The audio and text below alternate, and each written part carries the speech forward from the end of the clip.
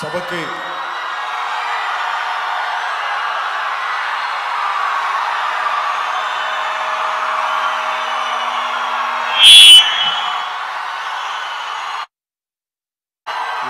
విచ్చేసిన నాన్నదమ్ములకి, ఆడపడుచులకి, అక్క చెల్లెళ్ళకి, తల్లులకి,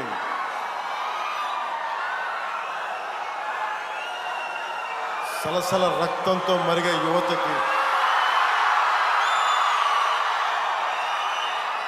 జీవితానుభవాలతోటి పండిపోయి పొలాలు ఎండిపోతున్న పశువులకి నీరు లేకపోయినా,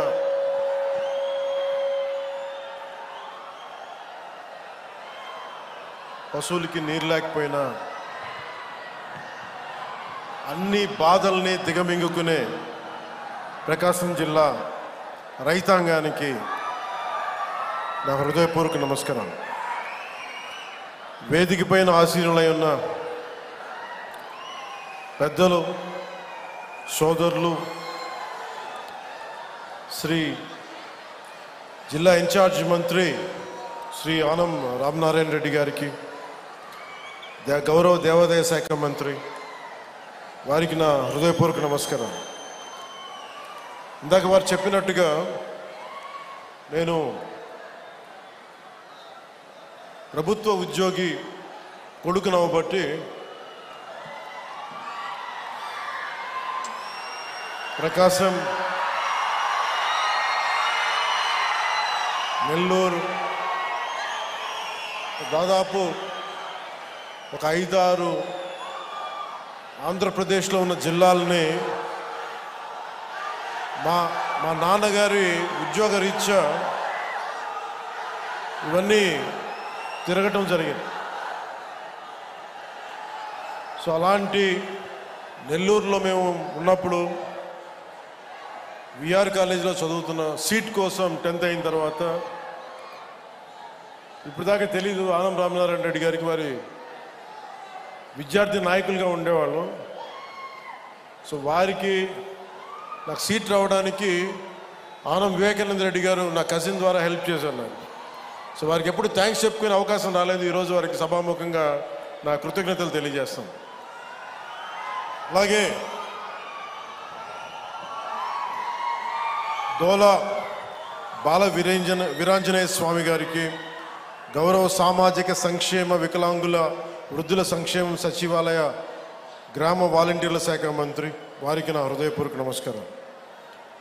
అలాగే వేదికపైన ఆశీనులైన పార్లమెంట్ సభ్యులు శ్రీ మాగంటి శ్రీనివాసులరెడ్డి గారు, వీరికి ప్రత్యేకించి మాగుంట కుటుంబీకులతోటి నా చిన్నప్పటి నుంచి చాలా ప్రత్యేకమైన బంధం ఉంది.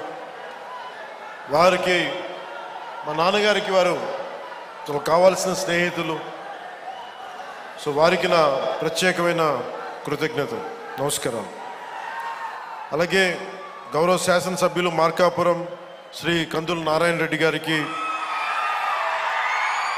నా హృదయపూర్వక నమస్కారం. గౌరవ శాసనసభ్యులు ఒంగోలు శ్రీ దామచర్ల జనార్దన్ రావు గారికి, అలాగే సంతనూతులపాడు శ్రీ బిఎన్ విజయ్ కుమార్ గారికి, గౌరవ శాసనసభ్యులు కనిగిరి శ్రీ ఉగ్ర నరసింహారెడ్డి గారికి, గౌరవ శాసనసభ్యులు గిద్దలూరు ముత్తుముల అశోక్ రెడ్డి గారికి, శ్రీ నూకసాని బాలాజీ గారికి, చైర్మన్ ఏపీ పర్యాటక అభివృద్ధి సంస్థ, అలాగే శ్రీ మారెడ్డి శ్రీనివాసరెడ్డి గారికి, చైర్మన్ వ్యవసాయ మిషన్, అలాగే సెంట్రల్ యూనివర్సిటీ, హైదరాబాద్ సెంట్రల్ యూనివర్సిటీలో విద్యార్థి నాయకుడిగా పోరాటాలు చేసి జనసేన నాయకుడిగా గుర్తింపు సెక్రటరీగా ప్రధాన కార్యదర్శిగా ఉండి, శ్రీ చైర్మన్ మాల సంఘ సంక్షేమ సంస్థకి చైర్మన్గా ఉన్న జనసేన నాయకులు శ్రీ పెదపూడి విజయ్ కుమార్ గారికి హృదయపూర్వక నమస్కారాలు. శ్రీమతి బి లక్ష్మీదేవి గారికి, మండల పరిషత్ అధ్యక్షురాలు, శ్రీ నారు బాప్నారెడ్డి గారికి జెడ్పీటీసీ, శ్రీ దయ్యాల నాగగురు బ్రహ్మం గారికి సర్పంచ్, అలాగే ఈ జేజేఎం జరుగుతుంది దీన్ని ముందుకి బలంగా తీసుకెళ్లిన ప్రిన్సిపల్ సెక్రటరీ పంచాయతీరాజ్ అండ్ గ్రామీణాభివృద్ధి శాఖ శ్రీ శశిభూషణ్ గారికి, అలాగే జిల్లా కలెక్టర్, జిల్లా మ్యాజిస్ట్రేట్ ప్రకాశం జిల్లా గోపాలకృష్ణ రోణంకి గారికి, శ్రీ ఏఆర్ దామోదర్ గారికి గౌరవ జిల్లా పోలీస్ అధికారి సూపరింటెండెంట్ ఆఫ్ పోలీస్, అలాగే శ్రీమతి పి గాయత్రీదేవి గారికి ఇంజనీరింగ్ చీఫ్ గ్రామీణ తాగునీటి సరఫరా, శ్రీ డి హరేరామ్ నాయక్ గారికి చీఫ్ ఇంజనీర్ గ్రామీణ తాగునీటి సరఫరా, అలాగే కృష్ణతేజ గారికి కమిషనర్ పంచాయతీరాజ్ గ్రామీణాభివృద్ధి, వెంకటకృష్ణ గారికి ఓఎస్డి, ప్రత్యేకించి మీ అందరికీ నా హృదయపూర్వక నమస్కారాలు, హృదయపూర్వక ధన్యవాదాలు.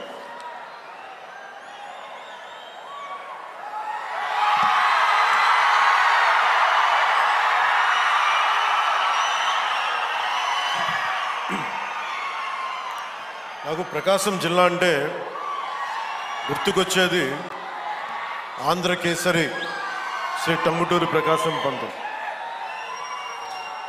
ధైర్యం లేని సమాజంలో ధైర్యాన్ని నూరిపోసినాం. సైమన్ కమిషన్కి ఆ రోజున ఎదురొడ్డి నిలిచి కాల్చుకోండి అని చొక్కా తీసి ఛాతీని చూపించిన ధైర్యవంతుడు, మొట్టమొదటి రాష్ట్ర తొలి ముఖ్యమంత్రి. వారికి అలాంటి నేల ఇది. ఈ నేల గురించి అనుకున్నప్పుడల్లా అపారమైన ఖనిజ వనరులు, బ్లాక్ గ్రానైట్, ఇలాంటి చోట్ల చాలా సందర్భాల్లో ముఖ్యంగా ఇక్కడున్న యువత, ఈరోజు నేను వచ్చిన సందర్భం జేజేఎం కావచ్చు, కానీ ఇక్కడున్న యువతలో ఉన్న వేదన, కోపం, బాధ, ఆంధ్రప్రదేశ్లోనే మా ప్రకాశం జిల్లా ఇంత నిర్లక్ష్యానికి ఎందుకు గురి కాబడింది, దశాబ్దాలుగా ఉన్న వెలుగొండ ప్రాజెక్టు ఎందుకు చేయలేకపోయారు, పరిశ్రమలు పక్కన పెట్టండి, ఇంత ఉపాధి అవకాశాలు మాకు ఎందుకు కల్పించలేకపోయారు, ఊళ్ళు ఖాళీ అయిపోతూ ఉన్నాయి, వలసలకి మేము వేరే ప్రాంతాలకు వెళ్ళాల్సి వస్తుంది. ఇలాంటి నేపథ్యంలో మీ ఆవేదన, మీ కష్టం, మీ బాధ బాగా అర్థం చేసుకున్నవాడిని. ఇక్కడ ఉన్నది నేను ఒంగోలు జిల్లాలో ఒక 2 సంవత్సరాలు ఉన్నాను. ఒంగోలు టౌన్లో ఒక 6 నెలలు కనిగిరిలో ఉన్నాం. అప్పటి నుంచి ఇప్పటికి కూడా కేవలం నీటి సమస్య, తాగునీటి సమస్య. ఆ తాగునీటి ముఖ్యంగా కనిగిరిలో పనిచేసేటప్పుడు 6 నెలల్లో ఎందుకు వెళ్ళిపోవాల్సి వచ్చింది అంటే, మోకాళ్ళు వంగిపోతాయి, వెన్నెముక వంగిపోద్ది, ఈ ఫ్లోరైడ్ సమస్య ఉందని చెప్పి మేము ఇక్కడి నుంచి వెళ్ళిపోవాల్సి వచ్చిన పరిస్థితి. అందుకని నాకు ఆ కష్టం అప్పటి నుంచి ఇప్పుడు దాకా నా గుండెలో ఉండిపోయింది. మొట్టమొదటగా జేజేఎం ఈ మల్టీ విలేజ్ ప్రాజెక్ట్ స్టార్ట్ అవ్వాలి అంటే నా ప్రయారిటీ ముందు మన ప్రకాశం జిల్లాకు కావాలి అని ప్రయారిటీ పెట్టాను.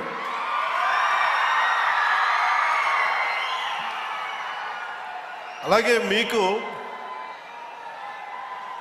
గత ప్రభుత్వం మీకు ఏం చేసింది, ఎలా ప్రవర్తించారో మీ అందరికీ తెలుసు. మన జిల్లాకు సంబంధించి వెలిగొండ ప్రాజెక్టుకి ఒక 4,000 కోట్ల రూపాయలు కావాలి. దాంట్లో మేజరు ఎవరైతే భూపరిహారానికి కావాలి, వాళ్ళు అప్పులు తీసుకున్నారు. రాష్ట్రం మీద లక్షల కోట్ల అప్పులు తీసుకున్నారు, కానీ మనకు ఒక వెలిగొండ ప్రాజెక్ట్ తేలేకపోయారు. అలాగే గత ప్రభుత్వం జలజీవన్ మిషన్ అనేది దాహం తీర్చేది, గంగమ్మ తల్లి మనకి దాహం తీర్చేది, మన పంట పొలాలకి జీవం పోసేది, పంట పండించి మన ఒంట్లో సత్తువు నింపేది. అలాంటి గంగా సమానమైన నదీ జలాలు ఉండాలి. జలజీవం మనకి జలజేయం అనేది ప్రధానమంత్రి గారు చాలా గుండెల్లోకి ఎత్తుకొని భుజాల మీదకి ఎత్తుకున్న ఈ స్కీమ్ ఇది. అలాంటి స్కీమ్కి ఈ రోజున మాట్లాడితే గత పాలకులు మళ్ళీ రౌడిజం చేయడానికో గూండాగర్దీ చేయడానికో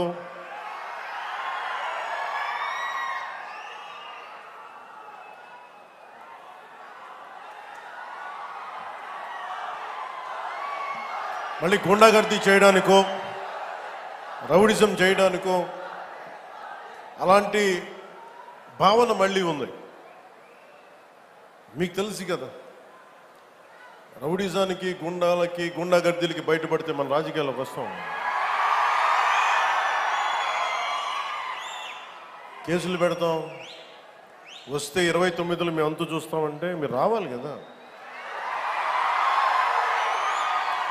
మీరు ఎలా వస్తారో మేము చూస్తాం.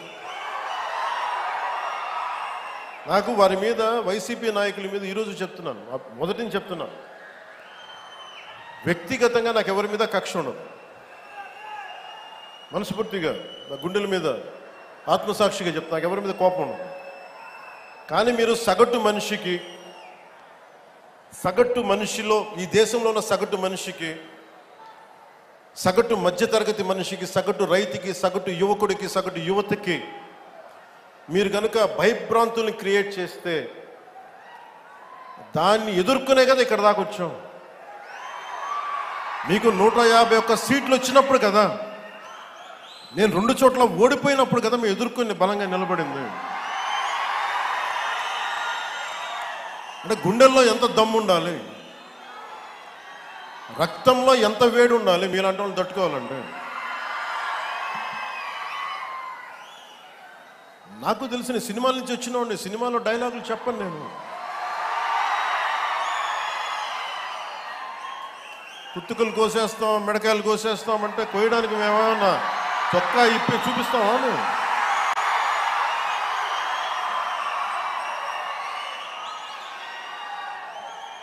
నేను సినిమాలో డైలాగులు చెప్పడానికి కూడా ఇబ్బంది పడతాను. సింహం గడ్డం గీసుకుంది, మేము గడ్డం గీసుకోలేదు. ఈ సరదాగా ఉంటాయి మిమ్మల్ని చీరప్ చేయడానికో సరదాగా చేయడానికి. నిజంగా గడ్డం గీసుకోవడం ఎంత దరిద్రంగా ఉంటుంది చూడండి, ఆలోచించండి. స్నానం చేయకుండా, మట్టి కొట్టుకుంటా. అంటే ఇవన్నీ ఏంటంటే సినిమాల్లో చెప్పిన డైలాగులు. అవి ఎందుకు చెప్తున్నానంటే సందర్భానుసారంగా చెప్తున్నాను. ఖచ్చితంగా మీరు అద్భుతమైన పాలన చేసి కనుక ఉండుంటే మీరు 11 సీట్లకు వచ్చేవాళ్ళు కాదు. మీరు అంటే ఇది రెలవెంట్ కాబట్టి చెప్తున్నా. ఇది కక్ష తీర్చుకునే ప్రభుత్వం కాదు. ఇది తప్పులు చేస్తే శిక్షించే ప్రభుత్వం ఇది. అలాంటిది అంటే ఇది ఎందుకు చెప్తున్నానంటే మీకు వినండి, మళ్ళీ అరవండి. మీ ఉత్సాహాన్ని కాదని మీరు వినండి. అంటే మీరు అరుపులు అరుచుకుంటూ వెళ్ళిపోతున్నారు, వాళ్ళేమో బెదిరిస్తూ ఉన్నారు, కోస్తామంటున్నారు. మళ్ళీ మీ ఎర్ర జెండా శక్తి తెలియదు వాళ్ళకి. మీ గుండెల్లో ఉన్న ఆ వేడి రక్తం గురించి తెలియదు వాళ్ళకి. అంటే కడుపు కాలి ఉన్నవాడికి కష్టపడి పనిచేద్దాం అనుకున్నా మళ్ళీ తిరిగి కోపం తెప్పించుకోండి. పని చేసుకుని తల ఉంచుకొని పని చేసుకుంటూ వెళ్ళిపోతున్నాం. నిజంగా 11 సీట్లు వచ్చిన ఆ పార్టీగా మేము గౌరవిస్తున్నాం. ఈ ప్రభుత్వం గౌరవ ముఖ్యమంత్రి శ్రీ నారా చంద్రబాబు నాయుడు గారి నాయకత్వంలో ఉన్న ఎన్డీఏ కూటమి నడుపుతున్న ఈ ప్రభుత్వంలో తప్పులుంటే ఖచ్చితంగా చెప్పండి. ఖచ్చితంగా చెప్తే మేము సరిదిద్దుకుంటాం, లేదా వివరణ ఇస్తాం. అంతేగాని మేము కుత్తుకులు కోసేస్తాం, రంపాలు తెస్తాం, రంపాలు పెట్టి కుత్తుకులు కోస్తామంటే మీకు తెలుసు కదా, అలాంటి వాటికి తాటాకి చప్పుళ్ళకి మేము భయపడం. సో జల్ జీవన్ మిషన్కి 2019 నుంచి 2024కి నరేంద్ర మోదీ గారి ఆధ్వర్యంలో నాయకత్వంలో ఉన్న కేంద్ర ప్రభుత్వం మన రాష్ట్రానికి 26,000 కోట్ల రూపాయలు శాంక్షన్ చేసింది మనకి ఖర్చు పెట్టమని. మీరు ఊహించండి ఎంత ఖర్చు పెట్టారో వీళ్ళు. 26,000 కోట్లు మొత్తం ఇస్తామంటే దానికి మ్యాచింగ్ గ్రాంట్ ఇవ్వకపోవడం వల్ల 4,000 కోట్ల రూపాయలు ఖర్చు చేయగలిగింది. ఆ 4,000 కోట్ల రూపాయలు పోయి కనీసం కొన్ని ఊళ్ళకి దాహం తీర్చారా అంటే అది కూడా తీయలే. ఆ 4,000 కోట్లకి పైపులు వేసుకున్నారు అంతే. పైపులు వేశారు. ఇప్పుడు పైపులు వేస్తే వాటర్ సోర్స్ చూపించాలి కదా. ఎక్కడి నుంచి నీళ్లు పట్టుకొస్తున్నావు, చెరువు నుంచా, కుంట నుంచా, ఎక్కడి నుంచి పట్టుకొస్తున్నావు అంటే అవి కూడా చేయలే. పైపులు వేసి కూర్చోబెట్టారు. ఎప్పుడు మనకి ఉపరితలం నుంచి మన సర్ఫేస్ వాటర్ ఎప్పుడు వస్తుందని. దీనివల్ల ఆ 4,000 కోట్లు కూడా చాలా వరకు వృధా అయిపోయింది. ఈ రోజున జేజేఎం మెషిన్ ఆగిపోతుంది. ఈరోజు మనం కూటమి ప్రభుత్వం ఎందుకు ఇంత బలంగా ఉన్నామంటే మీరు మా మీద పెట్టిన నమ్మకానికి అన్నదమ్ములు, ఆడపడుచులు, యువత, పెద్దలు, పిన్నలు, రైతాంగం, మధ్యతరగతి అందరూ నమ్మి ఓటేస్తే జల్ జీవన్ మిషన్ పథకాన్ని మేము ఆపేస్తున్నాం అని కేంద్ర ప్రభుత్వం చెప్పారు. మాకు కంటిన్యూ చేయాలని లేదు మాకు. ఎందుకంటే నీళ్ళు ఇవ్వడం అనేది స్టేట్ సబ్జెక్ట్. ఇది ఇన్ని రాష్ట్రాల మీద మాకు భారం అయిపోతుంది, మేము ఇవ్వలేమంటే ముందు నేను వెళ్ళి బిఆర్ పాటిల్ గారిని కలిసి, జలశక్తి మినిస్టర్, కేంద్ర మంత్రివర్యులు వారిని కలిసి వివరించాను. సార్, గత ప్రభుత్వంలో 26,000 కోట్లు మీరు ఇస్తే మేము 4,000 కోట్ల గత ప్రభుత్వం ఖర్చు పెట్టింది. అది కూడా ఇంత అవకతవకలుగా. ఈ రోజున కనుక మీరు ఇవ్వకపోతే మాకున్న సమస్యలు విని మన ప్రకాశం జిల్లా వెలుగొండ ప్రాజెక్ట్ దగ్గర నుంచి మన పల్నాడు, అలాగే మనకి అనంతపురం, శ్రీకాకుళం ఎక్కడైతే ఉన్నాయో అన్ని దాదాపు మేజర్గా ఇవి, మిగతా అన్నిటికీ అన్ని ఎక్కడైతే నీటి ఎద్దడి ఎక్కువ ఉందో వీటన్నిటికీ దాదాపు ఒక 83,000 కోట్లు, 84,000 కోట్లు అవసరం అవుద్ది. 26,000 కోట్లు కూడా సరిపోదనంటే వాళ్ళు అసలు మేము రూపాయి కూడా ఇచ్చే పరిస్థితిలో లేము, అంత ఇబ్బందుల్లో ఉన్నామంటే కేవలం మనం 151 సీట్లు ఇచ్చాం కాబట్టి, ఎన్డీఏ కూటమిని గెలిపించాం కాబట్టి మా గొంతు బలంగా, మా గళం బలంగా వినిపిస్తే తర్వాత గౌరవ ముఖ్యమంత్రి చంద్రబాబు నాయుడు గారు, నేను ఇంకొకసారి మరోమారు జలశక్తి మినిస్టర్ గారి దగ్గరికి వెళ్ళి ప్రధానమంత్రి గారికి వారికి అందజేసి చేస్తే ఈ రోజున జేజేఎం ప్రాజెక్ట్ మొదటి విడత మనకి 1,390 కోట్లతోటి మన ప్రకాశం జిల్లాలో మొదలు పెడుతున్నామంటే దానికి మీరు మా మీద పెట్టుకున్న నమ్మకం, కేంద్ర ప్రభుత్వం మన మీద ఉంచిన నమ్మకం.